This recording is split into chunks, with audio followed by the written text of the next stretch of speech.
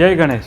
કરોડપતિ બનનારા લોકોમાં એક સરખી આદત જોવા મળે. ઘણા લોકો એમ માને છે કે પૈસા માત્ર નસીબથી મળે, પણ વૈદિક જ્યોતિષશાસ્ત્ર કંઈક અલગ કહે છે. જ્યોતિષશાસ્ત્ર પ્રમાણે ગુરુ ગ્રહને બુદ્ધિ, વિકાસ અને વિસ્તરણનો કારક માનવામાં આવે. જે વ્યક્તિની કુંડળીમાં ગુરુ મજબૂત હોય તે હંમેશા પોતાની જાતને શ્રેષ્ઠ બનાવવા માટે રોકાણ કરે છે. તેઓ પહેલા જ્ઞાન કમાય છે, પછી પૈસા. સામાન્ય માણસ પૈસા કરતા વિચાર કરે છે, પરંતુ સફળ અને ધનવાન લોકો પોતાનું સ્કિલ, નોલેજ અને એક્સપિરિયન્સ વધારવા માટે ઇન્વેસ્ટમેન્ટ કરે. કારણ કે તેઓ માને છે કે જ્ઞાન પાછળ કરેલું રોકાણ ક્યારે વ્યર્થ જતું નથી. એટલે નવી સ્કિલ, એક્સપિરિયન્સ એ ગુરુ ગ્રહની ઉર્જાનું પ્રતિનિધિત્વ કરે. અને જો ગુરુ મજબૂત બને છે તો તક, પ્રગતિ અને સમૃદ્ધિના દરવાજા ખુલી જશે. અને જો તમારા જીવનમાં સાચા ધન અને સમૃદ્ધિ કમાવવી હોય તો પોતાની કિંમત વધારો. કારણ કે જો પોતાની કિંમત વધી ગઈ ને તો પૈસા તમારી પાછળ જાતે આવવા લાગે. શ્રી ગણેશાર્પણમસ્તુ.